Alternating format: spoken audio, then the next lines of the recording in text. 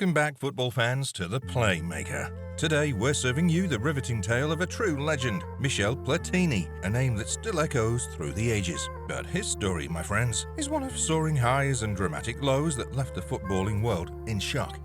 Strap in and subscribe if you haven't already, because this one's going to be a roller coaster ride. Today, we're diving deep into the thrilling journey of a soccer legend who rode the roller coaster of success and controversy. We've got the man, the myth, the one and only Michel Platini. Buckle up, because this is one wild ride. Foreign parents, Italians in this case, fleeing their homeland after the chaos of World War I. Little did they know their son, Michel Platini, would grow up to become one of the most captivating figures in football history. In his teenage years, Michel flirted with the dream of joining the prestigious Metz FC. He could almost taste it, but life had other plans. A nasty injury sidelined his ambitions, and just when you thought his journey couldn't get crazier, he failed his medical tests. Dreams down the drain, right? But wait, there's a twist. Michel decided to make his mark with Nancy, a club where his own father was a director. Fate had something special in store because the fans quickly fell head over heels for him, especially after he unleashed a dazzling hat-trick for the club's B team.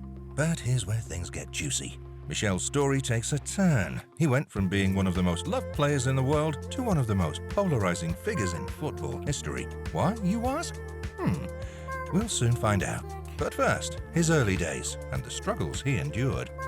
In his first match for the first team, Michel finally became a regular starter for the first team, but bad luck lurked around him.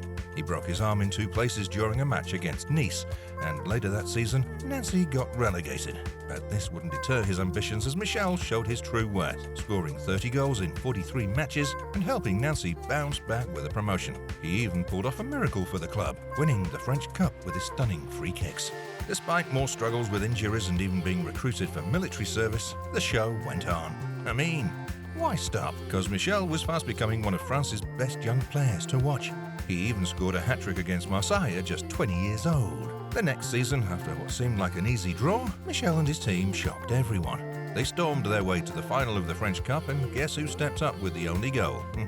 That's right, Michel Platini. He clinched his first ever trophy, and his journey was just getting started. All these impressive performances earned him the right to represent France in the 1978 World Cup. France was drawn in a group with Italy. This had fans feeling confident, since they had the high hopes after his fantastic performance against Italy a few months earlier. But this is football after all, and Italy had other plans. They figured out how to stop Michel, and it worked like a charm. France got knocked out in the group stage, and Platini got booed for months. He was used as a scapegoat and was often on the receiving end of abuse and objects hurled at him. Even worse, his last season at Nancy was marked by injuries and missed opportunities, since top teams like Inter Milan and PSG came knocking for his signature. However, Michel Platini would end up at Saint Etienne, leading the team to its first European Cup final and the Coppa Italia final. Still, Michel experienced another one of his episodes of bad luck as Saint Etienne experienced. A heartbreaking 1-0 defeat in the European Cup final, as well as a 2-0 loss to Verona in the Coppa Italia final. But this is where things started to take a massive upturn for Michel. From here on, he literally became a beast of a player. The very next season, Platini was on fire, scoring 15 goals in 16 consecutive matches, with only 2 games escaping his magic touch. At the same time, he secured his first Ballon d'Or, but perhaps the most memorable part of that season was the Cup Winners' Cup. Facing formidable opponents, including Manchester United and FC Porto, Platini led his team to victory. The European Super Cup was the cherry on top, as they outshone Liverpool. This led to Michel claiming his first Ballon d'Or. But see, he was only just getting started. He'd soon justify his selection of the award in the summer for France at the Euros. He scored in every match of the tournament, tallying a jaw-dropping 64% of France's goals. Even though it was his only Euro appearance, Platini's name became synonymous with Euro glory, scoring 7 goals in 5 matches. In the following year, Michel was on fire. See, at the European Cup final, he represented Juventus, one of the best teams in Europe at the time.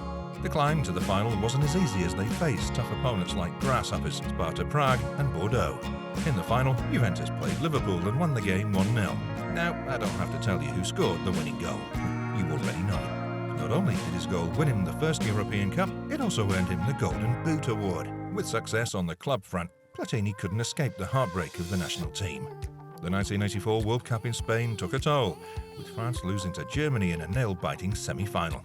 Despite a promising start, they ended up fourth after a penalty shootout loss to Poland. Yet, after his retirement, things took an unexpected turn. Platini took the reins as France's national team coach and enjoyed a remarkable 19-game unbeaten streak. But alas, his stint ended on a sour note after a disappointing early exit in the Euros. In 2007, Platini took on a new role as the president of UEFA. But instead of cementing his legacy, he got entangled in the 2015 FIFA corruption case. He played a role in the investigation, and while others faced jail time, he remained free. But that wasn't the end of his legal troubles, as he got caught up in another corruption case related to the 2022 World Cup host selection. Despite his accomplishments on the field, his post-retirement career cast a shadow over his legacy. People soon forgot the 3 Ballon d'Ors, as well as his placing of 7th position in the all-time FIFA Players of the Century. People started putting him to the side, unable to forget the controversies. Regardless, Michel Platini remains one of the greatest footballers of all time. Here at The Playmaker, we think he's right up there with the legends.